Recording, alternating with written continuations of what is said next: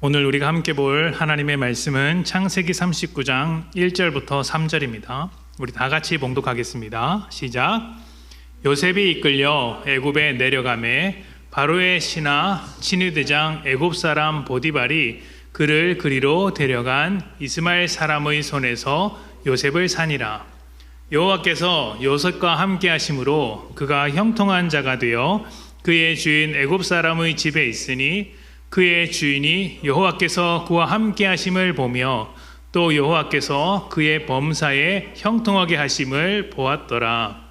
아멘.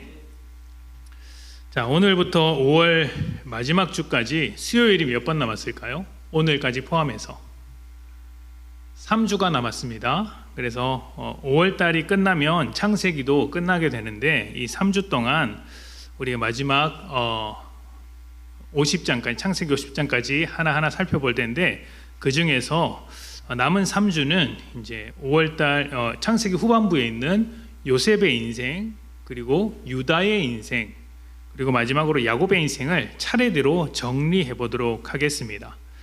이 세 명의 인생은 관통되는 하나의 관점이 있습니다.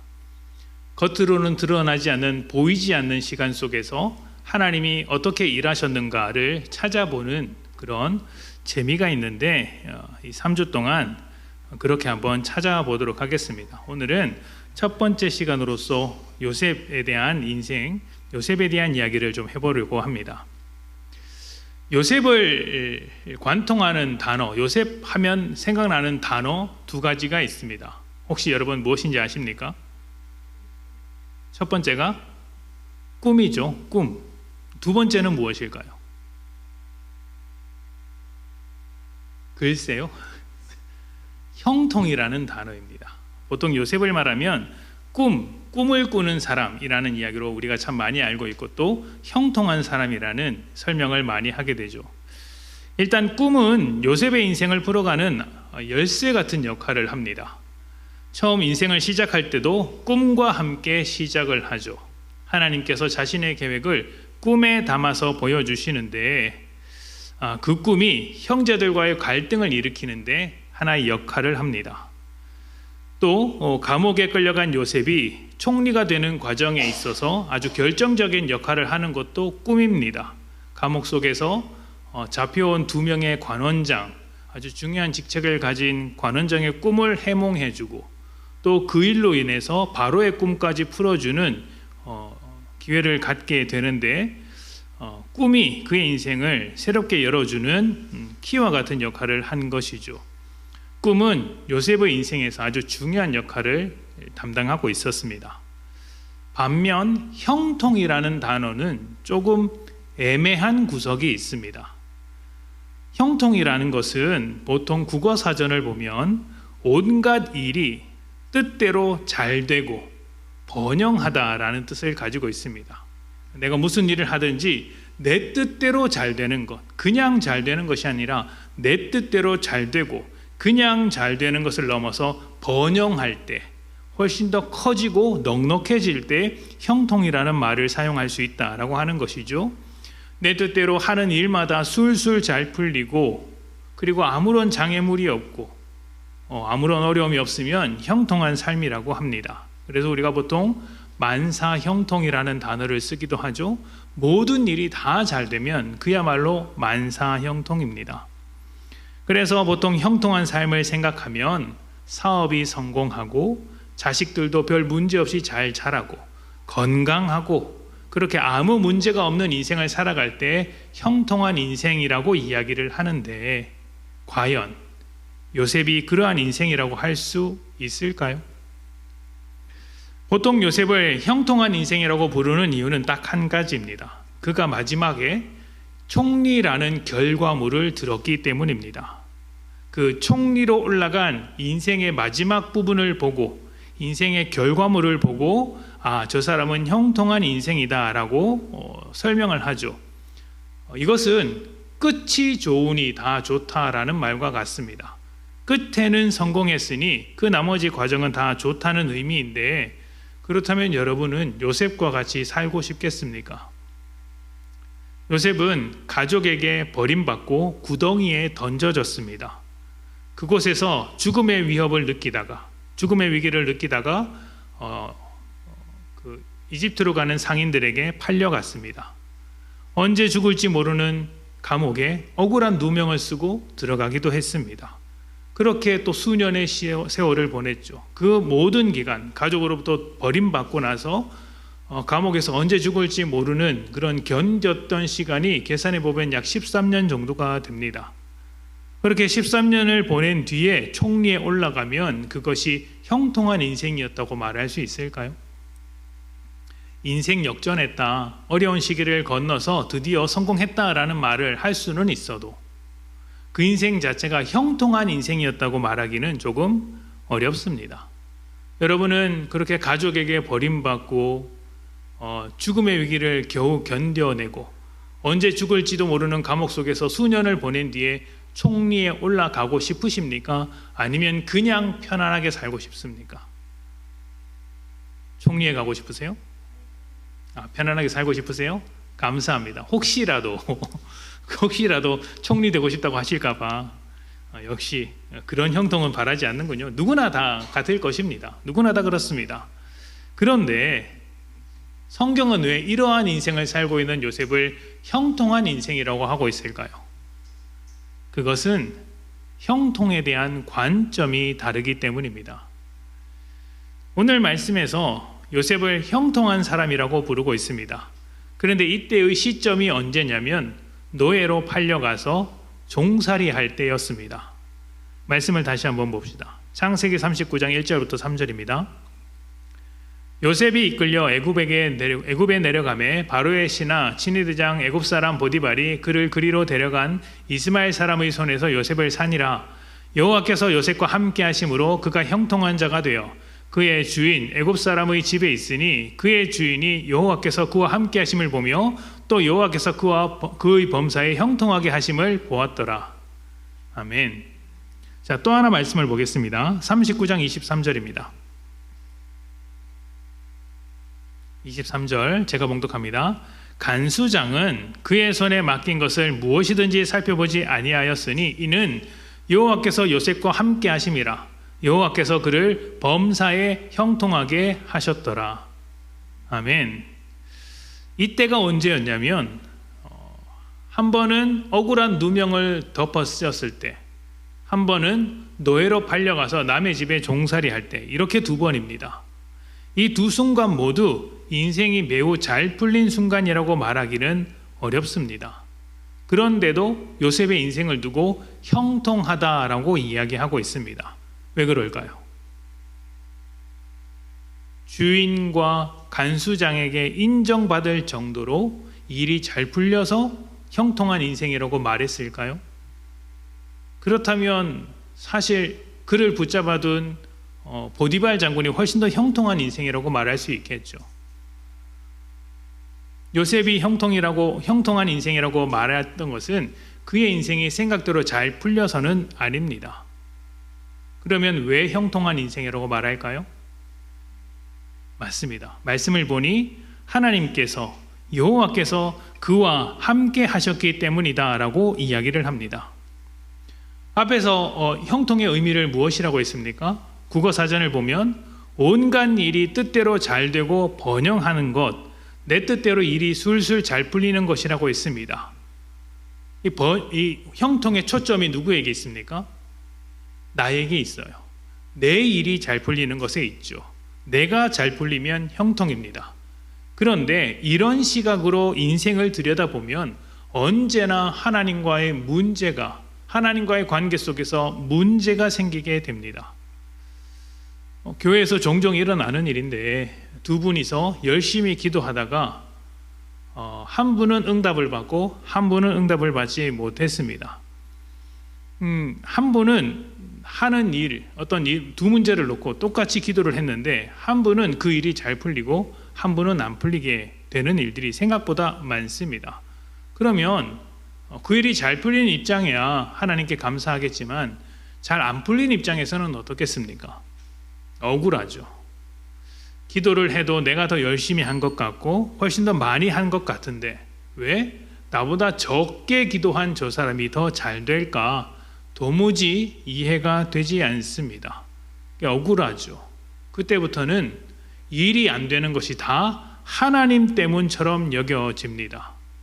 하나님이 나와 함께 하신다고 말은 하는데, 성경에 그렇게 기록되어 있는데 막상 내 현실을 보니 형통하지 않은 그 현실 때문에 정말 하나님이 나와 함께 하시는지 의심이 들고, 함께 하셔서 이 모양이면 함께 하지 않는 편이 훨씬 더 낫겠다, 내가 예수 안 믿는 게 훨씬 더 좋겠다라고 생각하기도 한다는 것이죠.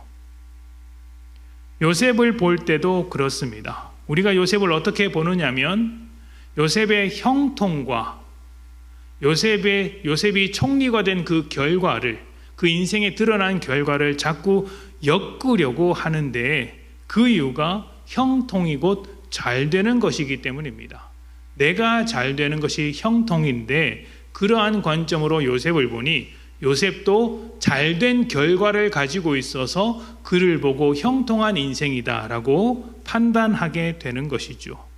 그런데 성경이 말하는 형통은 잘 되는 것과는 크게 상관이 없는 것 같습니다. 왜냐하면 형통하다는 인생을 말할 때도 종살이 할 때였고, 그 형통하다는 근거도 하나님이 나와 함께 하신다는 것에서 찾기 때문이죠. 조금 더 구체적으로 말해보자면, 내 인생이 내 뜻대로가 아니라, 형통은, 세상에서의 형통은 내 뜻대로 술술 풀리는 것이 형통인데, 성경에서 말하는 형통은 내 인생이 내 뜻대로가 아니라 하나님의 뜻대로 술술 풀려갈 때 그것을 형통이라고 말하기 때문입니다. 그렇다면 그러한 시각을 가지고, 세상과 다른 이러한 시각을 가지고 내 현실, 뭔가 문제가 있는 듯한 현실을 만나게 될 때는 어떻게 판단해야 될까요? 내 삶에 문제가 생겼습니다. 뜻하지 않은 어려움이 찾아왔습니다. 내 잘못이 아니에요. 그런데 그때 내 인생을 바라보면서 어떻게 나는 형통한 인생이라고 고백할 수 있을까요? 이 시각을 배우는 것이 굉장히 중요합니다. 자, 말씀을 봅시다. 창세기 45장 5절부터 8절입니다.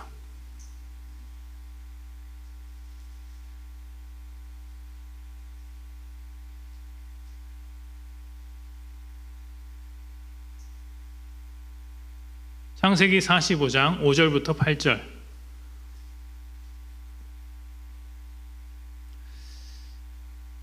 제가 읽겠습니다. 당신들이 나를 이곳에 팔았다고 해서 근심하지 마소서, 한탄하지 마소서. 하나님이 생명을 구원하시려고 나를 당신들보다 먼저 보내셨나이다. 이 땅에서 2년 동안 흉년이 들었으나 아직 5년은 밭갈이도 못하고 추수도 못할지라 하나님이 큰 구원으로 당신들의 생명을 보존하고 당신들의 후손을 세상에 두시려고 나를 당신들보다 먼저 보내셨나니, 그런즉 나를 이리로 보낸 이는 당신들이 아니요 하나님이시라. 하나님이 나를 바로에게 아버지로 삼으시고 그 온 집의 주로 삼으심에 애굽 온 땅의 통치자로 삼으셨나이다. 아멘. 요셉이 광야와 같은 시간을 보내고 형제들 앞에 섰습니다. 그 형제들을 다시 만났을 때 형제들은 요셉을 보고 두려워했습니다. 자기들이 한 짓이 있잖아요. 동생을 죽일 마음으로 납치했고, 그리고 구덩이에 버렸으며 팔아 넘겼습니다. 그리고 안 봐도 얼마나 고생했을지 알 수 있겠죠. 그러한 거의 죽이다시피 했던 형제들이 자신들이 죽이려고 했던 요셉 앞에 섰을 때 어떤 마음을 품겠어요? 혹시 보복하지 않을까? 두려워하지 않겠습니까? 사실 요셉의 입장에서는 보복해도 될 만한 상황이죠. 버림받은 것에 대한 복수를 해도 누구 하나 뭐라고 할 이유가 없습니다. 왜냐하면 당한 것이 있기 때문이죠. 명분이 있습니다. 보복해도 될 만한 명분이 있고, 또 요셉의 위치로 볼 때 얼마든지 그들을 벌할 실력도 가지고 있죠. 만약 요셉이 복수를 했다면 사람들은 요셉의 이야기를 볼 때마다, 그래, 형제는 팔아먹지 말아야지, 그래, 착하게 살아야지 라는 교훈을 얻을 수도 있을 것 같습니다. 하지만 요셉은 그렇게 하지 않습니다. 요셉은 하나님의 목적이 어떻게 이루어졌는지를 고백하고 있는 거예요. 형제들이 나를 팔았지만 그것은 하나님께서 생명을 구원하기 위해서 나를 먼저 보내신 것이다. 굉장히 놀라운 고백이죠. 형제들이 나를 죽이려고 하고 종으로 팔아넘겼는데 그것은 하나님께서 나를 먼저 저 땅으로, 애굽 땅으로 보내셔서 준비시킨 것이다 라는 관점으로 자신의 인생을 새롭게 들여다보기 시작한 것입니다. 자신이 처한 상황과 어려움, 모든 사람에게 버려진 것 같은 그 13년의 세월의 의미를 하나님의 일하심 속에서 새롭게 발견한 것이죠. 그런데 여기서 한 가지 이제 의문이 찾아들 때가 있습니다. 이제 물음표가 찍히는 부분이 있죠. 그러면 하나님께서 요셉을 애굽 땅으로 먼저 보내시기로 하셨다면 형제들이 요셉을 팔아 넘기는 것은 어떻게 된 일일까? 하나님께서 요셉을 팔아 넘기도록 형제들을 사용하신 것일까? 그렇다면 형제들이 잘못이 아니라 하나님이 문제가 있는 것이네. 형제들에게는 죄가 없네. 라고 생각할 수 있습니다. 형제를 팔아먹은 그러니까 요셉을 팔아먹은 형제들의 악행은 과연 필연적인 사건이었는가? 하나님이 잘못한 거 아닌가라는 생각이 들 수 있는 것이죠. 말씀을 한번 봅시다. 창세기 50장 18절부터 21절입니다.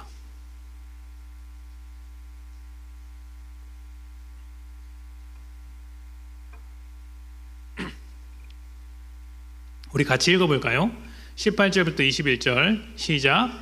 그의 형들이 또 친히 와서 요셉의 앞에 엎드려 이르되 우리는 당신의 종들이니이다. 요셉이 그들에게 이르되 두려워하지 마소서. 내가 하나님을 대신하리이까. 당신들은 나를 해하려 하였으나 하나님은 그것을 선으로 바꾸사 오늘과 같이 많은 백성의 생명을 구원하게 하시려 하셨나니 당신들은 두려워하지 마소서. 내가 당신들과 당신들의 자녀를 기르리이다 하고 그들을 간곡한 말로 위로하였더라. 아멘. 형제들이 요셉을 해하려 한 것은 악한 일입니다. 그런데 하나님께서 요셉과 함께 하심으로 악한 일을 선하게 바꾸셨습니다. 요셉이 무엇이라고 합니까? 자신이 보복할까 봐 두려워하는 형제들에게 내가 하나님을 대신할까라고 이야기를 합니다. 심판하시는 것은 하나님의 역할이지 나의 역할이 아닙니다. 나는 하나님께서 부르신 대로 내 역할을 하겠습니다 라고 하면서 자신이 여기까지 온 일에 대한 하나님의 인도하심을 고백하고 있는 것입니다. 그러니까 우리는 감히 상상할 수조차 없는 지혜로 형제들이 벌인 그 악한 일을 하나님께서 선한 일로 바꾸어 내셨다는 것이죠. 요셉은 자기 인생 속에서 바로 이렇게 일하시고 계신 하나님을 알게 된 것입니다. 그것뿐만이 아닙니다. 하나님이 자신의 삶 속에서 자신을 어떻게 변화시켰는지도 발견하게 되었습니다. 특히 이 부분이 형통이라는 관점에서, 그러니까 하나님께서 함께 하시는 형통이라는 관점에서 요셉이 자신의 인생을 새롭게 해석하게 된 내용 중에 하나인데, 자신을 변화시키는 하나님을 새롭게 만난 것이죠.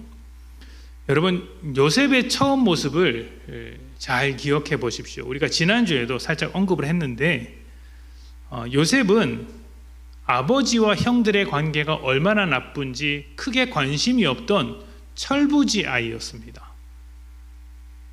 똑같은 말을 해도 눈치를 보면서 지혜롭게 할 수 있는데 그런 눈치도 없고 지혜도 없었던 것이 요셉이었습니다. 더욱이 하나님께서 그에게 꿈을 보여주었을 때 그 꿈이 무엇을 의미하는지 알지 못했습니다. 당연히 알지 못하겠죠. 하나님께서 그 꿈의 의미를 가르쳐 주지 않는 이상 요셉이 알 방법이 없습니다.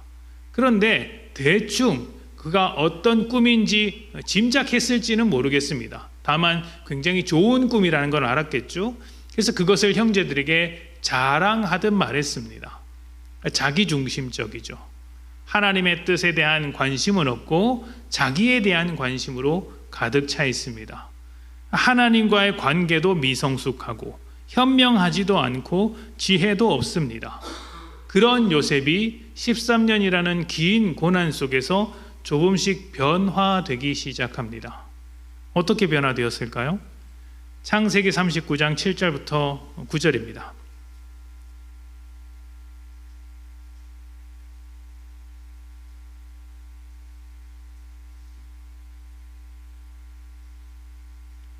창세기 39장 7절부터 9절. 그 후에 그의 주인의 아내가 요셉에게 눈짓하다가 동침하기를 청하니 요셉이 거절하며 자기 주인의 아내에게 이르되 내 주인의 집안의 모든 소유를 간섭하지 아니하고 다 내 손 위에 위탁하였으니 이 집에는 나보다 큰 이가 없으며 주인이 아무것도 내게 금하지 아니하였어도 금한 것은 당신뿐이니 당신은 그의 아내임이라. 그런즉 내가 어찌하여 이 큰 악을 행하여 하나님께 죄를 지으리까. 아멘. 아무도 없는 집에 주인의 아내가 유혹을 합니다. 청년에다가 그동안 힘든 인생을 살아왔고 보는 사람 하나 없습니다. 그런데 주인의 아내가 유혹을 하면 아주 큰 유혹이죠. 아주 큰 유혹입니다. 그때 요셉이 유혹을 뿌리칠 수 있었던 이유가 어디에 있습니까? 주인이 무서워서 그랬을까요? 아닙니다. 그가 이렇게 말합니다. 9절 마지막에 내가 어찌 이 큰 악을 행하여 하나님께 죄를 지으리까? 그는 자신과 함께 하시는 하나님을 잃어버리지 않았습니다. 하나님을 붙들고 있었기에, 하나님과 함께하는 인생이라는 것을 알고 있었기 때문에 지금 이 상황 속에도 하나님이 나를 지켜보신다라는 마음으로 죄를 짓지 않기로 선택한 것이죠. 또 하나 봅시다. 창세기 40장 8절입니다. 연속해서 몇 가지 말씀을 볼 텐데요. 40장 8절부터 먼저 보겠습니다. 우리 같이 읽어볼까요? 자, 시작. 그들이 그에게 이르되 우리가 꿈을 꾸었으나 이를 해석할 자가 없도다. 요셉이 그들에게 이르되 해석은 정확한데 내게 이르소서. 아멘. 그리고 한 장 넘겨서 창세기 41장 16절 말씀을 봅시다. 다시 읽어봅시다. 자, 시작. 요셉이 바로에게 대답하여 이르되 내가 아니라 하나님께서 바로에게 편안한 대답을 하시리이다. 아멘. 그리고 25절 말씀을 하나 봅시다. 41장 25절. 자, 시작. 요셉이 바로에게 아르되 바로의 꿈은 하나라. 하나님이 그가 하실 일을 바로에게 보이심이니이다. 아멘. 이 말씀들 세 구절 속에서 공통적으로 나오는 요셉의 태도가 혹시 보이십니까? 요셉의 시각이 하나님 중심으로 바뀌었습니다. 하나님께서 당신들에게 하실 일이 있지 않겠는가? 하나님께서 해석해 주시지 않겠는가?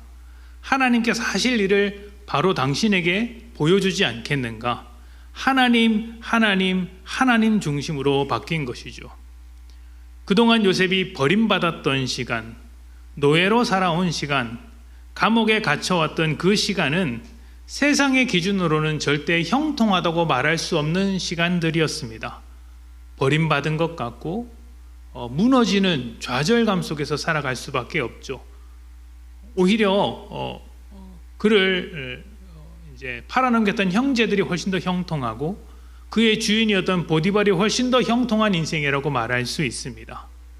그런데 이 인생, 감옥에 갇히고 버림받은 듯한 인생을 형통하다고 말하는 것은 그 시간 동안 하나님께서 자신의 뜻을 요셉을 통해 이루어가고 계셨기 때문입니다. 형통이란 무엇입니까? 뜻대로 술술 풀리는 것 아닙니까? 여기서 중요한 것은 내 뜻이 아니라 하나님의 뜻이라는 것에 있습니다. 인간의 실패와 부족함 속에도 하나님의 뜻은 좌절되지 않는 것, 이것이 형통입니다. 그리고 그런 하나님, 자신의 뜻이 절대로 좌절되지 않으시는 그런 하나님께서 우리와 함께 하시면 그 함께 하시는 인생이 어떠한 상황 가운데 놓여 있을지라도 형통한 인생이 되는 것이죠. 왜 그렇습니까? 요셉을 통해서 우리가 어떻게 그 사실을 알 수 있죠? 형제와 가족에게도 버림받았던 요셉을 하나님께서 끝내 자신의 뜻대로 완성시켜 가시더라. 하나님 중심인 인생, 그리고 다른 생명을 구원하기 위해 요셉을 애굽 땅으로 먼저 보내는 그 일까지 하나님은 막힘없이 해내시더라. 그래서 요셉의 현실은 구덩이에 있는 것 같은 좌절의 인생일지 모르나 형통한 인생이라고 말할 수 있는 것이죠. 우리 시편 105편 17절부터 19절 말씀을 한번 봅시다.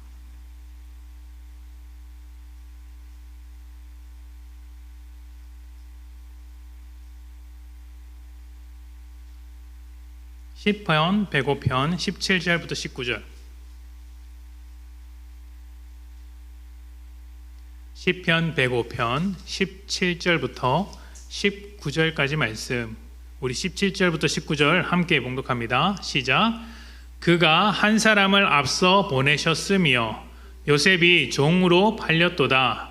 그의 발은 착고를 차고 그의 몸은 쇠사슬에 매였으니 곧 여호와의 말씀이 응할 때까지라.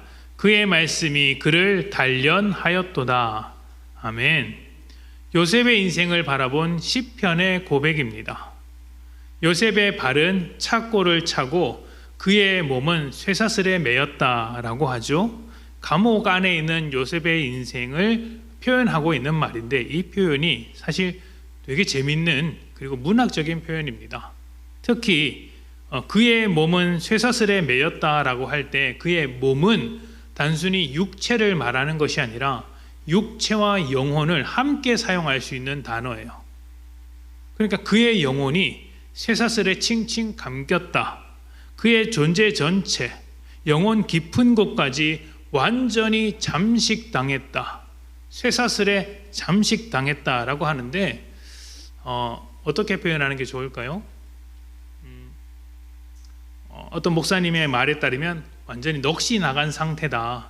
정신을 못 차릴 정도로 힘들고 어려운 상태다라고 이야기하기도 합니다. 그런데 요셉의 인생을 형통하다라고 했던 때가 언제냐면 바로 이때예요. 요셉의 인생이 형통하다고 말했을 때는 총리로 등극했을 때가 아니라 감옥 속에서 노예로 팔려가서 그렇게 온몸이 절망으로 잠식당하고 있는 바로 그때 형통하다 한 것이죠. 영원히 무너질 정도로 어려움 속에 있는 인생이 왜 형통하다고 하는 것입니까? 하나님 때문이죠. 세상이 볼 때 좌절하고 낙담할 수밖에 없는 그런 엄청난 시간을 보내고 있는 요셉의 인생 속에 하나님께서 들어오셔서 자신의 말, 자신의 약속을 이루어 가시고 결국 요셉을 완성시켜 내시기 때문입니다. 그렇기 때문에 세상이 볼 때는 형통하지 않은 삶을 살고 있더라도 하나님은 그의 인생을 포기하지 않고 형통하게 이끌어 가신다는 것이죠. 세상이 볼 때는 세상의 기준과 부합하지 않은 우리의 삶일지라도 하나님의 기준과 하나님의 뜻 안에서 이루어져 가는 모습을 보기 때문에 우리가 형통하다 말을 할 수 있는 것입니다. 하나님을 방해할 사람이 있을까요? 세상이 하나님을 막을 수 있습니까? 나의 연약함, 나의 부족함이 하나님을 실패하게 할 수 있습니까? 그럴 수 없죠. 그래서 하나님이 함께 하시는 인생은 모두 형통한 인생입니다. 하나님께서 자신의 일을 결국 우리 안에서 이루어 가실 것이기 때문이죠. 혹시 여러분의 삶이, 여러분의 현실이 답답하지는 않습니까? 요셉처럼 구덩이에 빠진 것 같고 가장 믿는 사람들로부터 배신당하고 또 감옥에 갇힌 것 같은 삶을 살고 있지는 않습니까? 구덩이에 끝났다고 해서 형통하지 않은 것이 아닙니다. 그곳에서도 하나님이 함께 하신다면 그 구덩이는 하나님의 일터가 됩니다. 하나님의 형통을 드러내는 놀라운 배경이 될 수 있는 것이죠. 하나님은 우리의 사정을 아시는 분이십니다. 하나님은 우리의 상황을 알고 계시며 우리를 아십니다. 그리고 우리를 사랑하시며 포기하지 않으시는 분이시죠. 그런 하나님께서 결국 우리를 완성시켜 가실 것입니다. 하나님께서 늘 우리와 함께하고 계시니 여기 계신 저와 여러분은 모두 형통한 인생이라는 것을 잊지 마십시오. 오늘 하나님께서 이루어 가실 나를 기대하면서 어떠한 상황 속에서도 형통한 인생임을 고백하며 세상보다 넉넉한 믿음의 삶을 살아가시기를 축복합니다. 함께 기도하겠습니다.